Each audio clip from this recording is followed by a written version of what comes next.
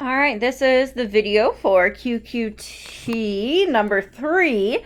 And if it looks familiar, that's because I believe we did it in class. We didn't necessarily go over it as a class, but I had given you guys time to work on this in class. So this is a rotational motion problem.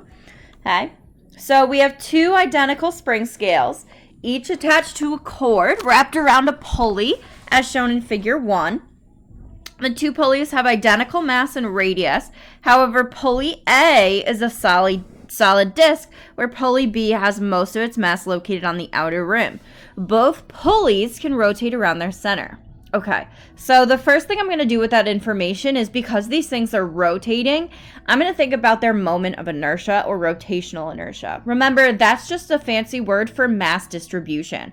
So when the mass is located closer towards the axis of rotation, the object is going to have a smaller moment of inertia, which means that the moment of inertia of pulley A is going to be less than the moment of inertia of pulley B. Okay? That's because pulley B has most of its mass concentrated on the outer rim or farther away from the axis of rotation. So it makes it harder to rotate, just like objects with more mass are harder to accelerate. The pulleys are initially at rest when the two spring scales are pulled with the same constant force, Fs, okay, causing both pulleys to rotate. Predict which of the pulleys, if either, will complete one revolution first. So just like with linear kinematics, the thing that's going to complete the revolution first is the thing that accelerates faster. Okay? Things that accelerate faster cover distances faster. So in order to figure out the angular acceleration of these disks, we need to look at torque. Now, because these spring forces here are the same, the tension force that's going to be applying the torque in both of these are going to be the same. Okay? So they both have the same torque applied. So torque A is equal to torque B. The big difference, though, like I said, is that moment of inertia. So the moment of inertia of A is much less than the moment of inertia of B. Now, in order to keep those torques the same, remember torque is I alpha, the angular acceleration of A has to be large compared to the angular acceleration of B, which means that pulley A is going to complete one rotation first. Okay, so pulley A completes one rotation first, because even though the applied torque is the same,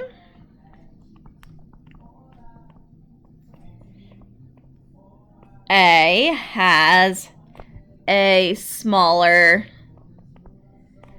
I, so a larger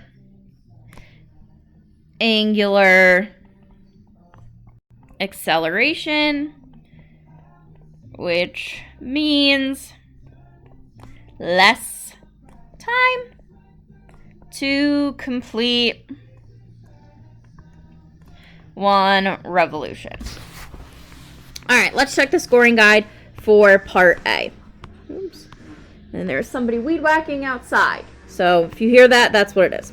All right, so I get 1 point for explaining that pulley B has a higher rotational inertia. I explained the opposite. And 1 point for stating that the lower rotational inertia for the pulley means that it will have a greater acceleration. I did that. Okay. All right. I know. My cats are freaking out right now.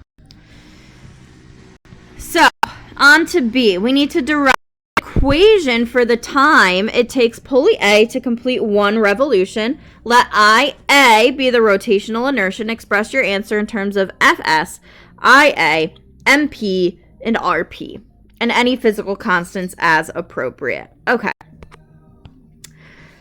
So here's the fun part. Let's see. Constant force. Okay.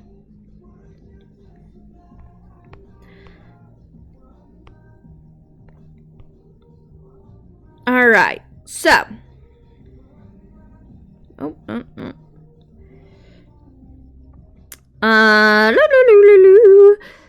So the torque from the tension, again, like I said, is caused by that spring force. Okay. So remember, torque is Fr. So I can write that as Fs RP, R the pulley. And that also equals I alpha. Okay. Now the reason I need this equation is because it allows me to find alpha, the angular acceleration. So the angular acceleration is Fs RP over IA. Now once I have the angular acceleration, I can use that equation in a kinematics equation to find out how long it takes to complete one rotation. So I'm going to use the position versus time equation. 1/2 alpha t squared. Theta 0 and omega 0 are 0. So I have theta equals 1/2 alpha t squared. Okay. So this is 2 theta over alpha is t squared. I need to plug in my equation for FSRP IA equals t squared. So this becomes 2 theta IA over FSRP. Okay. Now, here's the thing. Theta is not an allowed variable, but theta is the distance to complete one revolution, which for angular displacements, one revolution is just 2 pi. Okay. So this ends up becoming 4 pi IA Fs RP. So let's go ahead and check my math. 4 pi AI, hooray! I have boop, boop, boop, boop, all of the answers. I did it, guys. I'm so proud of myself. All right. So is this consistent with part A? The answer is yes. So this equation shows a square root relationship with T and I. So as I decreases, so will T, as stated in A. Okay, so I'm just going about or talking about how my equation for time, which is over here, shows that less angular momentum, or not momentum, wow, less rotational inertia, I, leads to less time. So let's check the scoring guide on that. Hey, I get 1 point for a statement consistent. So their example response is the equation derived shows that the pulley with a smaller rotational inertia will complete one revolution in less time, which is consistent with A. So I got that point as well. Hooray! All right. So now we have a block of mass M attached to pulley A as shown. The block is released from rest. Describe how the net torque exerted on the pulley and the magnitude of the angular momentum of the pulley are changing, if at all, a short time before the block is released.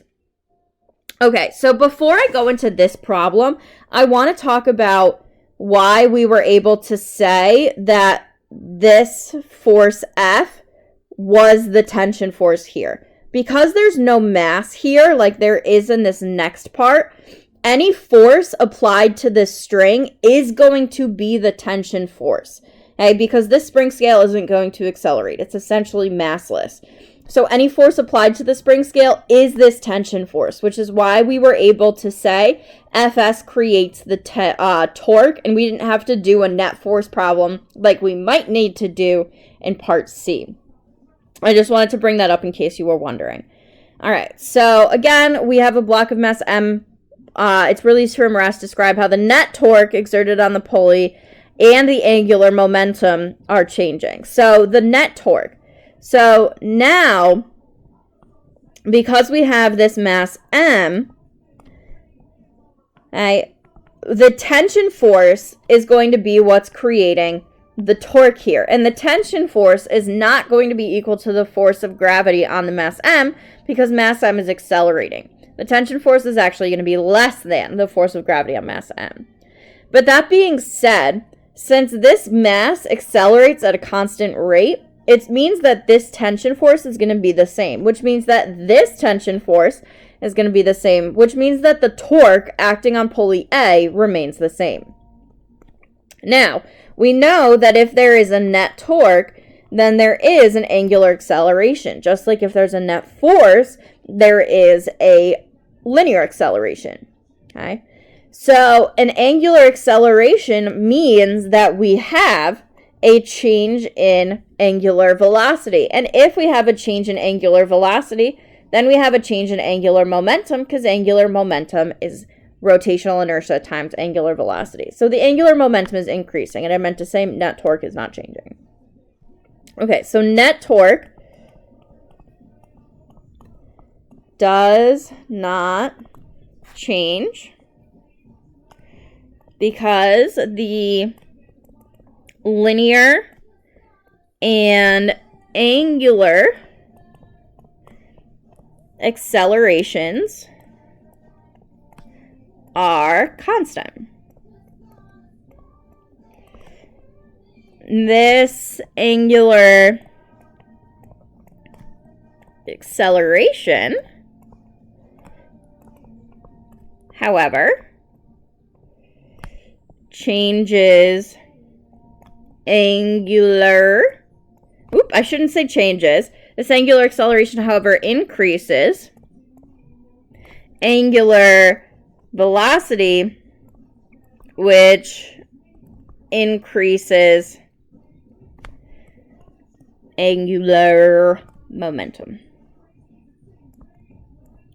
Okay, let's check out the scoring guide for C.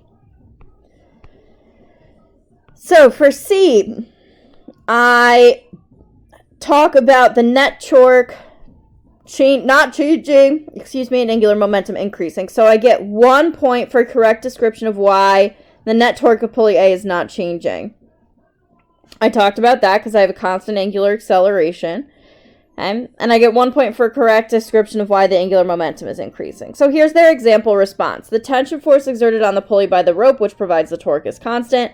The net torque is the same direction as the pulley is rotating. Therefore, the pulley's angular speed is increasing. So a slightly different way of going about this. Okay. Now let's continue on and look at question D. So question D says a long cord of negligible mass is wrapped around a third pulley C and attached to a spring scale.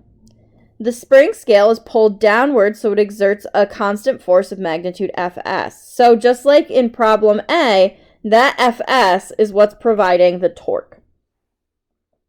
As the spring scale moves down a significant distance, the vertical portion of the cord moves closer and closer to the center of the pulley. So we have a changing radius, which means we have a changing moment of inertia. Okay. Oh, and there's also going to be a changing mass, because the cord probably has... Oh, it's negligible mass. Never mind. Mass isn't changing. So actually, if the cord doesn't have mass, then I of the pulley doesn't change. But what does change is this R where the force is applied, which is going to change the torque. Because remember, torque is Fr. So if you change R, you're going to change the course. Predict how the net torque exerted on the pulley and the rotational kinetic energy of the pulley will be changing, if at all, as the spring scale moves downward. All right. So I just talked about the net torque a little bit. The rotational kinetic energy, remember, is based off of 1/2 I omega squared. I's for the pulley is going to be remaining the same. Okay? Even though the torque is changing and likely decreasing, there's still a net torque in the same direction that the pulley is rotating, which means that this angular velocity is still going to increase, just at a slower rate. So the angular kinetic energy or rotational kinetic energy is going to increase overall. Okay, so the net torque is going to decrease because the radius is decreasing, and the rotational kinetic energy is going to increase. Okay, so net torque decreases because the radius at which the force is applied is decreasing. Oop. However, there is still a net torque and angular acceleration. So angular velocity still increases. So kinetic energy, rotational kinetic energy, will increase as well. All right, let's go ahead and check my scoring guide there. All the way at the end. All right, so I get 1 point for correct reasoning that net torque is decreasing. So force providing net torque is moving closer. Good, R is decreasing. You get 1 point for rotational kinetic increasing. Net torque exerted on the pulley is the same direction. Pulley's angular speed is increasing. I said that. Look at me getting all the points. Okay. And that is it for this problem. Okay. If you have questions, please let me know. I will see you soon.